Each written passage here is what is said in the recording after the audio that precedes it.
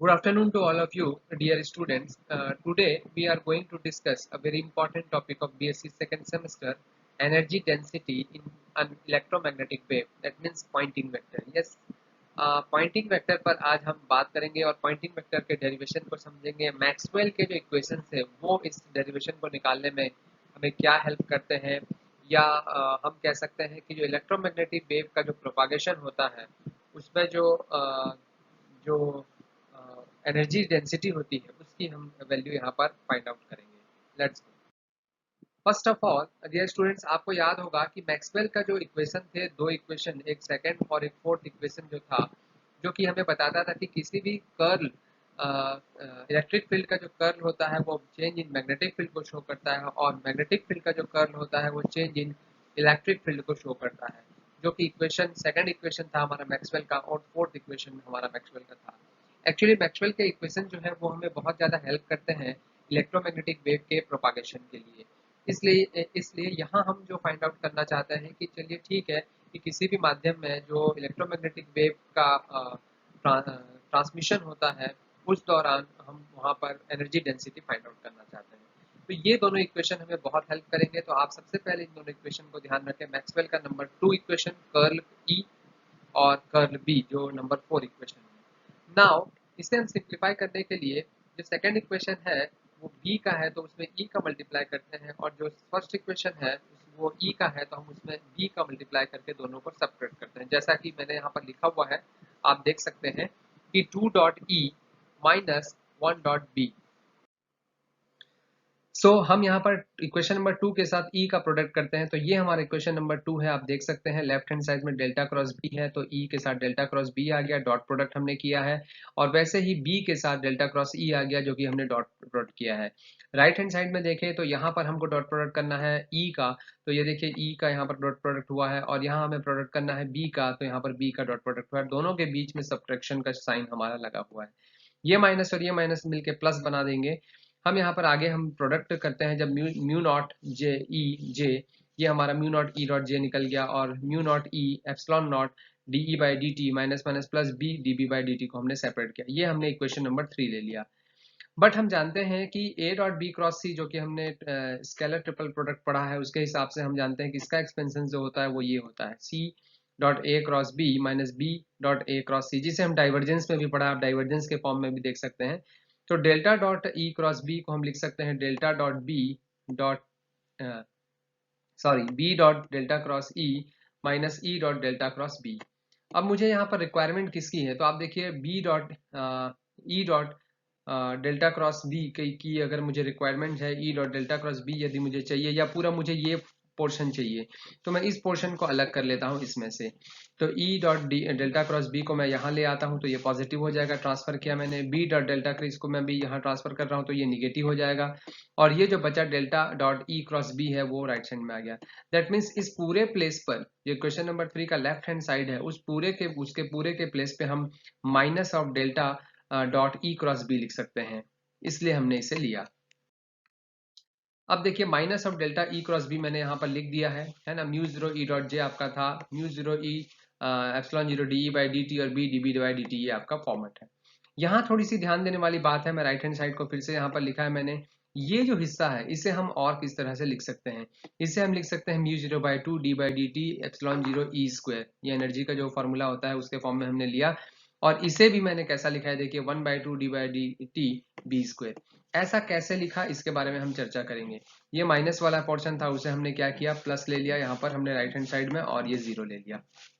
देखिए mu zero by two D by D T epsilon zero E, इसे मैं solve कर रहा हूँ यहाँ पर। तो mu zero by two epsilon zero, जब इसका टी के रेस्पेक्ट में डिफरेंशिएशन करेंगे पार्शियल, तो two E D E by D T आएगा, जिससे टू टू कैंसिल हो जाएगा, और हमारे पास सेम वो वैल्यू आ जाएगी जो ये है। इसका मतलब हम इसे इस तरह से लिख सकते हैं। ठीक इसी प्रकार इसको भी आप देख सकते हैं कि जब हम बी स्क्वायर का डी बाई डी टी करेंगे तो two B D B by D T आपका आ जाएगा। ये भी क्लियर हो गया आपको, तो हम इस तरह से लिख सकते हैं इसको। नाउ हम म्यू जीरो से इसको डिवाइड कर देते हैं। ये पूरे इक्वेशन को जब हम म्यू जीरो से डिवाइड करेंगे म्यू नॉट से, तो E dot J plus D by D T, okay, epsilon zero by two E square plus D by D T B square two mu naught, क्योंकि mu naught यहाँ से तो हट गया, ये म्यू नॉट भी हट गया है ना, यहाँ म्यू नॉट आपका एक्स्ट्रा आ गया, ये हमने लिखा। यहाँ भी एक एक्स्ट्रा आ जाएगा, तो 1/μ0 ये हमने डिवाइड किया है μ0 से। नाउ टेकिंग वॉल्यूम इंटीग्रेशन, अगर वॉल्यूम इंटीग्रेशन लेते हैं यहाँ पर तो ई डॉट जे डी वी वॉल्यूम इंटीग्रेशन यहाँ पर भी हमने लिया सेकंड पार्ट में, और ये थर्ड पार्ट में भी आपका वॉल्यूम इंटीग्रेशन का। ये बहुत इंपॉर्टेंट इक्वेशन है, इक्वेशन नंबर 4, इसे हमें ध्यान रखना है। ओके, तो हमारा जो इक्वेशन नंबर 4 बना वो एक बहुत इंपॉर्टेंट इक्वेशन है। अब हम इसी इक्वेशंस के बहुत सारे जो टर्म्स हमारे हैं, जैसे फर्स्ट टर्म की हम पहले बात करेंगे कि फर्स्ट टर्म को हम और क्या कह सकते हैं या कैसे सिंप्लीफाई कर सकते हैं। ठीक है, एक्चुअली जो फर्स्ट टर्म है, shows the rate of the work done by the electromagnetic field on the moving charge, यानी कि आवेशित चालक पर जो हम कह सकते हैं माध्यम में गतिशील आवेश पर विद्युत चुंबकीय क्षेत्र द्वारा किए गए कार्य की दर को ये बताता है। और जब अगर हम कार्य की दर को बताता है तो हम यदि लॉरेंज बल की संकल्पना ले, है ना, Lorentz force acting on the charge D Q की अगर हम बात करें तो F is equal to total Lorentz force जो होता है वो Q E B cross B होता है, जहां पर बी जो है वो वेलोसिटी है चार्ज की।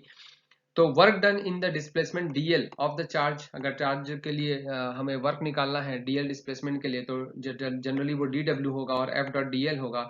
एफ की वैल्यू हमने पूरी उतार के यहाँ रख दी है, देखिए, और डीएल यहाँ पर हमने ले लिया।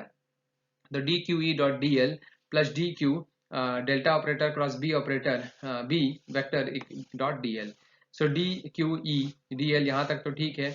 यहाँ देखिए जरा, इसमें डी क्यू हमने रखा है, ओके, बी का फॉर्मूला मैंने लिख दिया, velocity equal to displacement upon time B D L. Okay, अब यहाँ थोड़ा ध्यान से देखेंगे कि डी एल और ये dl है, अगर इसकी हम बात करें तो ये आपका ट्रिपल प्रोडक्ट में आएगा, और ट्रिपल प्रोडक्ट में इसकी वैल्यू क्या हो जाएगी, 0 हो जाएगी। तो सेकंड ये वाला टर्म जो है वो 0 हो गया, जिससे हमारे पास जो वैल्यू आती है वो आती है D Q E dot D L D W की। So D W equal to D Q E dot delta operator dot D D T, क्योंकि v की वैल्यू अगर हम बात करें तो dl बाई डी टी है, तो यहाँ पर v डॉट डी एल होगा, सॉरी ये v है ना, v vector dot D T. तो dl के प्लेस पे हमने v vector dot D T लिखा है वेलोसिटी के फॉर्मूले से। नाउ dq इक्वल टू हमें मालूम है कि रो dv होता है अगर वॉल्यूम की बात करें, है ना, और हम जानते हैं कि rho v is equal to j होता है। तो यहाँ से v का फॉर्मूला हम रो अपॉन j निकाल सकते हैं और dq के प्लेस पे रो dv लिख सकते हैं। चलिए देखते हैं। सो अगर वॉल्यूम में बात करें तो dw equal to E V D Q D T हमने लिखा, ये ई वी के प्लेस पे जो हमने पिछले एक लाइन से बताया, पिछली जो हमने लिखा हुआ था वहां से हमने j अपॉन रो लिया, है ना। dq का जो वैल्यू है वो रो dv होता है और ये dt। तो अगर हम रेट ऑफ वर्क निकालें तो dt हम ले लेते हैं नीचे, या dt से डिवाइड करते हैं तो e डॉट जे dv, क्योंकि ये रो और ये रो क्या होगा, कैंसिल हो जाएगा। ये e डॉट जे dv जिसे हम मैकेनिकल एनर्जी डेंसिटी भी कहते हैं, तो ये म्यू एम से यू एम से दर्शाया गया, जिसे ई डॉट जे को यहाँ पर उसे हम मैकेनिकल एनर्जी डेंसिटी भी कहते हैं। तो ये आपका फर्स्ट पार्ट था जिसे हम यांत्रिक ऊर्जा घनत्व की क्या कहते हैं, दर कहते हैं, ई डॉट जे को। सेकेंड पार्ट की बात करें तो ये देखिए, ये सेकेंड टर्म हमारा दिखाई दे रहा है आपको जिसको हमने यू है, ये U E B D V से दर्शाया है। एक्चुअली इसमें दो पार्ट है, एक तो है rate of work done against the repulsive force acting on the like charge, okay, और दूसरा पार्ट जो है rate of work done against the magnetic field in the dielectric medium. तो ये दोनों एनर्जी है एक प्रकार की, that means the total energy stored in the electromagnetic field. अगर पूछा जाए तो ये इलेक्ट्रिक फील्ड के कारण एनर्जी है, ये मैग्नेटिक फील्ड के कारण एनर्जी है, which is called the energy density of the electromagnetic field. तो इलेक्ट्रोमैग्नेटिक फील्ड की जो एनर्जी डेंसिटी है उसे हम यू ई बी से दर्शाते हैं। तो ये आपका सेकेंड पार्ट है वो हुआ। अब हम बात करते हैं इक्वेशन नंबर 4 जो हमने यहाँ पर फिर से लिख दिया है। देखिए इक्वेशन नंबर 4 आपको दिखाई दे रहा होगा। इस इक्वेशन नंबर 4 में इसकी वैल्यू हमने यहाँ पर पुट की यूएम, है ना, जो कि आपकी यांत्रिक ऊर्जा घनत्व था। यहाँ पर देखिए इलेक्ट्रोमैग्नेटिक ऊर्जा घनत्व जो है उसको हमने लिख दिया है वैल्यू, और ये आपकी एज इट इज जैसी थी वैसी ही है ना। इसे हम डी यू एम और D T D U E B D T, और ये आपका सेम है। वॉल्यूम इंटीग्रेशन को हमने रिमूव किया, 1/μ0 divergence of E cross B जो हमारा ये पूरा फॉर्म है उसको यहीं रखा, इस तरफ ट्रांसफर किया, plus D by D T को यहाँ से कॉमन लिया, और ये हमारा एक इक्वेशन बना। ये जो above equation is in identical to the equation of the continuity. तो कंटिन्यूटी का जो इक्वेशन होता है divergence J D rho by D T, उससे ये क्या होता है, मैच होता है, जिसके according 1/μ0 E by B similar to the current density J, ये करंट डेंसिटी को शो के रूप में है। देयरफॉर द क्वांटिटी, तो इस स्थिति में इस क्वांटिटी को ही हम एक नए वेक्टर से शो करते हैं जिसे हम कहते हैं एस वेक्टर या एन वेक्टर, और इसे ही हम कहते हैं कौन सा वेक्टर, पॉइंटिंग वेक्टर। तो डियर स्टूडेंट्स ये एक्चुअल में पॉइंटिंग वेक्टर है, और यही हमारा जो एनर्जी डेंसिटी की बात हुई थी, है ना, कि energy density in electromagnetic field की बात हुई थी, वही यहाँ पर आपको दिखाई दे रहा होगा जो पॉइंटिंग वेक्टर को दिखा रहा है। तो हम इसे और किस फॉर्मेट में लिख सकते हैं? तो देखिए ये हमारा पॉइंटिंग वेक्टर है, आप चाहें तो इसे एच के फॉर्मेट में लिख सकते हैं, क्योंकि बी अपॉन म्यू जीरो जो होता है वो एच होता है, तो 1/म्यू जीरो ई, बी की जगह हमने म्यू जीरो एच लिखा, जिससे म्यू जीरो और म्यू जीरो कैंसिल होगा, तो ई क्रॉस एच भी आप लिख सकते हैं, ये भी पॉइंटिंग वेक्टर का ही फॉर्मूला है। ठीक है, इस प्रकार हम कह सकते हैं कि पॉइंटिंग वेक्टर के प्रमेय के अनुसार विद्युत चुंबकीय बलों द्वारा आवेश पर किया गया कार्य विद्युत चुंबकीय क्षेत्रों में संचित ऊर्जा में कमी तथा पृष्ठ से प्रवाहित ऊर्जा के अंतर के बराबर होता है। तो ये हमारा पॉइंटिंग वेक्टर का जो थ्योरम है वो है, और इसे मैथमेटिकल पोर्शन जो है वो आपका ये यहाँ पर दिया हुआ है। ठीक है, थैंक यू वेरी मच।